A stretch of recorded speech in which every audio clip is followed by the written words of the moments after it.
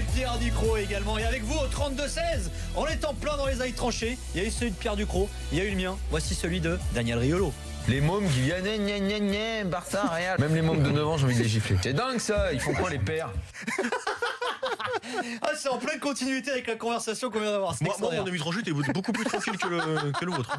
Oh là là. C'est quoi, j'avais pas souvenir de ce truc-là. C'était quoi ça? C'était génial, c'était sur quoi? C'était les enfants dont le père est supporter d'un club et le môme en fait il va soutenir le Barça, le Real ou une autre équipe. Pour moi le foot il y a une transmission de père en fils et tout. C'est un peu les maillots de tout à l'heure. Exactement. D'accord, voilà. Comme si moi mon fils un jour il arrive et il me dit tiens je supporte le Real. Ou Marseille. Ouais, peu importe quoi. Tu vois, pourquoi t'aimes vraiment pas le Real? C'est pas ça. Rien à voir. C'est que voilà, le fils doit supporter un certain club quoi, pas un autre. Non, tiens, c'est un exemple que je prenais, Pierre. C'était pas. On va accueillir Reda Alali, journaliste marocain qui est avec nous en direct dans l'after. Salut Reda. Salut, bonsoir à tous. Merci d'être avec nous Reda. Alors Reda, tu vas être avec nous Reda. On va écouter l'avis tranché de Daniel qui concerne justement les équipes africaines et la prochaine Coupe du Monde, Daniel. Ah oui, c'est vrai que le jingle, on l'a déjà entendu, pardon. Il en voulait deux, Daniel. Comme après on a salué Reda, je me suis perdu. Oui, donc 24 heures après la qualification des équipes, l'émotion, là-bas. Égypte, Nigeria, on le rappelle. Voilà. Maroc, Sénégal, Tunisie. L'émotion là-bas doit être encore très très forte et notamment au Maroc, on attendait ça depuis très longtemps. D'ailleurs, je vais commencer juste par le préambule. Hervé Renard, quand même, quoi. Encore. Quand même, là, franchement, il a vraiment le truc là-bas il prend une sélection, il obtient des résultats. Ce qu'il a fait au Maroc, quand on se souvient de ce qu'était le football national dans ce pays il y a encore quelques années, il a vraiment réussi parfaitement sa mission, donc très bien. Donc ils se sont qualifiés. On a vu en plus, moi perso, le match que j'ai choisi c'était celui-là, donc Côte d'Ivoire-Maroc. Donc il y avait Tunisie-Libye. Les équipes, tu les as citées. Et la question que je me posais quand même, c'est que sur les dernières Coupes du Monde, depuis qu'on avait vu, il faut remonter à 82 avec l'arrivée du Cameroun qui avait un petit peu surpris tout le monde à l'époque, même s'il ne s'était pas qualifié. Ensuite, on voyait, il y avait toujours... on attendait la petite surprise ou l'équipe qui allait nous séduire avec des joueurs qui ensuite allaient venir dans des gros clubs. Et il y en a eu des footeux africains qui sont venus dans les gros clubs. Je ne sais pas si j'en cite un pour pas en oublier d'autres. Bon, je citais Samuel Eto'o, quoi, allez comme ça. Mais bon, il y avait eu la performance du Cameroun en 90, on avait eu l'aventure du Sénégal. À la dernière Coupe du Monde, on a eu l'Algérie en 8e. J'ai souvent aimé le Ghana sur les dernières compétitions. Et là, en voyant les matchs, quand même, je me suis dit, est-ce qu'il y en a une dans ces 5-là qui peut nous offrir quelque chose de sympa à suivre, quoi. C'est une question que je me pose parce que... Après, il faut contextualiser, hein. Enfin, il y a les terrains, il y a les horaires des matchs. Non, mais ça, pour contextualiser, je compte sur Reda. C'est lui qui va nous faire ça. Moi, vu de l'extérieur, quand je vois le match d'hier, c'était nullissime. Le Côte d'Ivoire, Maroc. C'était nullissime. C'était vraiment footballistiquement terrible. Alors, est-ce qu'il y a c'est vrai, sévère, moi, quand même. L'enjeu a peut-être tué le jeu. Non, franchement, non, pas sévère. Franchement, c'était nul. Tunisie-Libye, c'était pareil. Donc, je me dis, est-ce qu'il y en a une de ces 5-là qui peut nous offrir une belle aventure ou quelque chose de réjouissant comme d'autres équipes africaines dans les Coupes du Monde récentes? Mon avis n'est pas tranché très fin où je dis il n'y en aura pas une parce que j'en sais rien et effectivement comme tu dis peut-être que le contexte fait qu'on n'a pas vu le meilleur de ces sélections. Moi je pense qu'il y a autre chose. Mais je me pose la question. Je me pose la question et Reda va nous éclairer. Je laisse faire Reda parce que je me trompe peut-être. Déjà sur la qualité du match d'hier, on est d'accord. C'était un match. On était plus proche du combat dans toutes ses formes. C'est quelque chose que le foot propose. Mais parmi les équipes que Daniel a citées, on peut parler du Sénégal effectivement. Du Sénégal 2002, on peut parler du Cameroun 90, on peut parler du Maroc 86 qui passe en 8e pour la première fois. Oui, bien sûr. On peut parler du Ghana, mais ces équipes-là, moi ça fait des années que je regarde les éliminatoires africaines, même ces équipes-là qui ont proposé des belles choses en Coupe du Monde, les éliminatoires de ces compétitions sur ce genre de terrain, dans ce genre de contexte, ne sont jamais brillantes. C'est-à-dire que le Cameroun qui vous a plu en 90, au Maroc on connaît cette équipe par cœur et on l'a découvert comme vous dans sa gloire et un peu son côté séduisant, on l'a découvert en Coupe du Monde.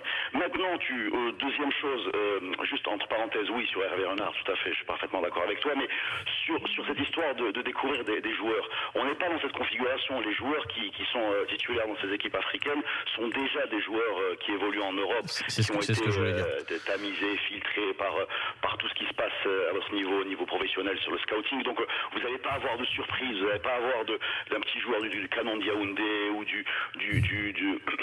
un club comme ça qui va arriver et qui va éclater, parce qu'aujourd'hui la structure de ces équipes nationales, elle est construite autour de joueurs qui sont déjà en Europe. C'est très différent, de ce qu'on avait l'habitude de voir. Voilà, juste Reda, sur ce point, je peux t'interrompre sur ce point. Alors, cette explication est bonne, mais c'est vrai que je voulais aller plus loin dans la question, donc je te fais une autre passe décisive. Mais c'est vrai que toi, tu as cité les équipes et les aventures différentes qu'on avait pu suivre, et j'étais en train, un peu rapidement comme ça, de me faire une petite liste. C'est vrai que, bon, Eto'o, Drogba, si tu remontes à Algérie 82, les Madjer, Daleb, Belloumi, les Nigérians de 98, il y avait des joueurs comme ça. Didier Drogba sera l'invité de Team Duga demain, sachez-le. Oui, c'est vrai. Il y avait des joueurs comme ça. Et là, on se demande, il y avait comment s'appelait le fantastique gardien marocain là, Zaki. Ouais, voilà.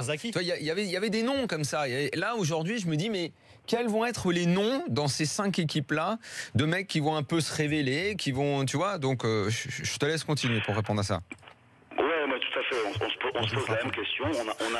Moi, je voudrais replacer ta réflexion dans un contexte qui est quand même qu'on a l'impression, y compris au niveau européen, sud-américain, c'est un peu à part, mais on a quand même l'impression que le football des nations a diminué de niveau. Voilà.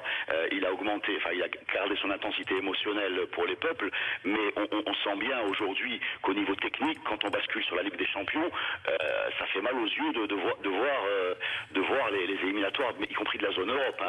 Oui, c'est vrai ça. Oui. Et dans ce cadre-là, alors après il y a le patriotisme, l'attachement des peuples avec leur équipe nationale. On va dire que l'émotion remplace le jeu. Mais je vous assure que même vu du Maroc, les éliminatoires de la zone Europe, et même les grosses affiches, si vous enlevez un peu l'Espagne et l'Allemagne, vous regardez l'Italie, vous regardez là la Croatie qui vient de terminer, vous regardez, on se régale pas franchement. Et dans ce contexte-là, premièrement, on se régale pas. Deuxièmement, les découvertes sont très rares, y compris pour nous. C'est-à-dire qu'aujourd'hui, nous, parce qu'on peut renverser le miroir, quand on avait 15 ans ou 20 ans de moins, qu'on allumait la télé, on découvrait des joueurs, par exemple, de la Yougoslavie, et on les découvrait. Aujourd'hui, on découvre personne. C'est-à-dire que les Croates, on les connaît tous un par un. Et c'est valable dans les deux sens. C'est-à-dire que si vous avez une star africaine, comme peut l'être, je ne sais pas moi, Aubameyang ou ce bonhomme-là, c'est bon, il a été repéré, il est recruté. On est dans un autre type de football, et la passerelle entre les équipes nationales et les clubs locaux n'existe plus. C'est-à-dire qu'au Maroc, sur les 90 minutes d'hier, vous avez pu voir sur les 15 dernières minutes Ben Cherki, qui est la star du WAC de Casablanca, qui a quand même gagné la Ligue des Champions il y a quelques jours, il y a 2 semaines, et qui a été le héros de cette aventure.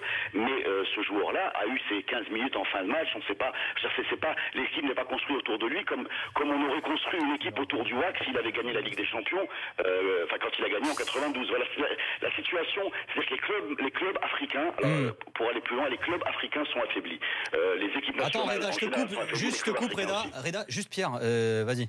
Non, mais moi j'ai un autre, j'ai pas un argument, mais une autre explication aussi, c'est que effectivement Daniel parlait de choses qui ont maintenant, finalement ça passe très vite, mais qui ont 30 ans, 25, 30 ans, et il y a quelque chose qu'on peut rajouter, et ça rejoint ce que Reda disait, c'est que on a pu ce côté football à part quand on parlait du football africain à l'époque. Tu veux parler des particularismes. Du particularisme, voilà, que nous offrait le football sud-africain ou le football africain, etc. Parce qu'aujourd'hui, toutes les sélections africaines quasiment, ou en tout cas les majeures, c'est celles qui font partie des principales, ont des joueurs, et c'est ce que disait. Essayent de jouer un peu à l'européenne. Et tactiquement, ils sont tous au point. C'est un football mondialisé, c'est uniforme, c'est uniforme maintenant. Et quand Daniel parle de la qualité du match Côte d'Ivoire-Maroc hier, moi je pense que le Maroc hier fait un très très bon match sur le plan tactique, ce qui n'existait pas avant. Ils viennent du même environnement. Voilà, il y en a un qui est ivoirien, l'autre qui est marocain, mais en fait globalement ils viennent, je pense, même du même coin de la région parisienne. Et derrière, on se retrouve avec des entraîneurs qui sont également des voyageurs. Et donc tout ça, oui, ça s'est un petit peu uniformisé. Moi, je suis d'accord avec vous à 100%, et on le sent sur le terrain. Et juste pour terminer, ces joueurs-là souffrent beaucoup d'aller jouer sur des terrains dégradés. Ils souffrent à la limite autant les receveurs que les visiteurs, quoi. Ouais, c'est vrai. Ouais. Merci Reda d'avoir été avec nous. Merci Reda. Et bravo pour tes éclairages, toujours aussi intéressant, notre ami Reda Alali. Merci Reda, à très bientôt. Merci, salut Reda, salut. Pierre, t'as été coupé du coup. Non, mais c'est ça, c'est que tactiquement maintenant, moi c'est important, c'est que on a plus de marge de manœuvre. Maintenant, toutes les sélections africaines, les majors, en tout cas les majors avec des joueurs qui jouent tous en Europe et dans les gros clubs, quand tu voyais le Maroc Côte d'Ivoire, tu avais l'impression de voir un peu une sorte presque de match de Ligue 1 un peu au rabais, quoi, avec des mecs. Mais hier, quand tu regardes le match, moi j'ai trouvé le Maroc très costaud tactiquement. Ouais, il n'y avait pas d'espace. Oui, c'était compliqué pour la Côte d'Ivoire. Il n'y avait rien. Les Ivoiriens, c'était pire. Les Ivoiriens, si quelqu'un peut me dire à quel poste a joué Serge Aurier hier. Ouais, non, mais je sais pas, mais il y a 10, 15 ans. Il a joué droite. Ou peut-être même un peu plus. C'était mythique, quoi. Ah là là. Après, c'était un match en jeu. C'est vrai que c'était compliqué pour eux. Pas d'acharnement. Oui, non, parce que je m'acharne toujours, selon certains. Sur Serge Aurier et Lévin Kurzawa. L'acharnement. Il est reparti. Quel acharnement. Tu vas encore avoir des tweets. Tant pis pour toi. Ah ouais, non, mais tu penses. C'est de l'acharnement. Ils sont bons. Messieurs, dames, on vous attend pour le quiz dans l'after. C'est dans un peu moins d'une heure, 32-16. Alors un quiz moi, j'espère que les Ivoiriens original se rendent ce compte soir. qu'ils plombent leur équipe comme il a plombé le PSG. Pas d'indice. Bon, il ne faudra pas se démonter ce soir. Voilà. Il n'y a pas d'indice, il ne faudra pas se démonter. On vous attend au 32-16 avec Daniel Riolo, avec Pierre Ducrot également. Tiens, on l'aura dans quelques instants. Julien Momon, auteur de cette œuvre absolument merveilleuse. Cet homme est beau et en plus il est bon. Les entraîneurs révolutionnaires du foot, c'est aux éditions Solar. Ça, c'est une bonne idée de cadeau pour Noël. Ouais. Voilà. Non, mais vraiment. Tu me l'offres avec les cahiers du foot, c'est écrit comment regarder un match de football. Je veux quand même l'acheter, faut faire marcher le. Tu veux que je te l'offre? Mais pas celui-là. Tu vas m'en chercher. Je le garde, c'est le mien. Voilà. Allez, à tout de suite pour la suite de l'after.